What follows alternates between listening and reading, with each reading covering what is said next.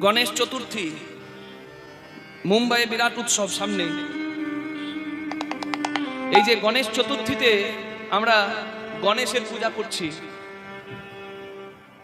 গণেশ আর কার্তিক এসে মা দুর্গার সামনে দাঁড়িয়ে বলছে, মা তুমি একটু বিচার করে দাও যে আমাদের মধ্যে শ্রেষ্ঠ কে। মা দুর্গা বলে, বাবা তোরা দুজনেই তো শ্রেষ্ঠ। সবার কি আর এক গুণ থাকে? আপনার যে গুণ আছে আমার সে গুণ নাই, আবার আমার যা আছে আপনার নাই। 5টা আঙ্গুল সমান নয়। ভগবানের সন্তান সবাই, সবাই বিশেষ গুণে গুণী, কেউ কারোর মতো নয়। প্রত্যেকের মুখশ্রী দেখুন, মিল পাবেন না। জয় রাধে।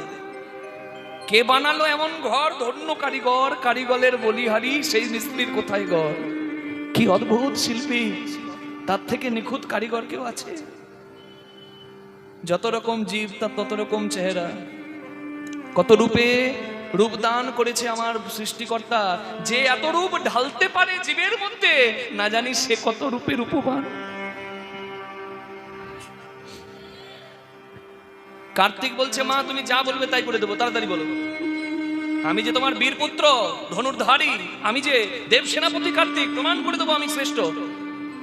মা পার্বতী বলে, বেশ বেশ বাবা, আমাকে একটু শান্তি দে, তোরা যা যা, দেখি তাড়াতাড়ি করে পৃথিবীকে ঘুরে আসতে পারে, দেখি যা। কার্তিক গণেশ, তোদের দুজনের মধ্যে দেখি কে পৃথিবী ঘুরে আসতে পারে তাড়াতাড়ি।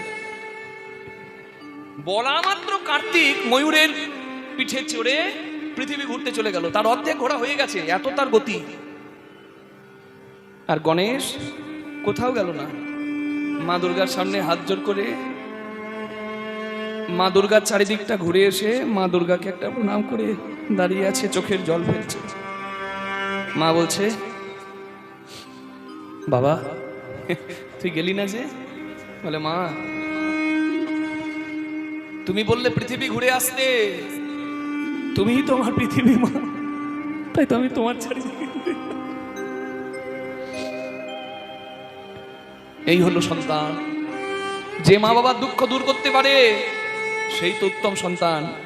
আর যে মা বাবাকে কাঁদায়, ছোটবেলায় মা কাঁদে ছেলে খেতে চাই না বলে, আর বড় হয়ে মা কাঁদে ছেলে দুটো খেতে দেয় না বলে। যে সন্তান মা বাবাকে কাঁদায়, তীর্থ ভ্রম পণ্ডশ্রম, শুধু মনের ভ্রম, সর্বসিদ্ধি মাতা পিতা গুরু গোবিন্দের শ্রীচরণ। হরিবল।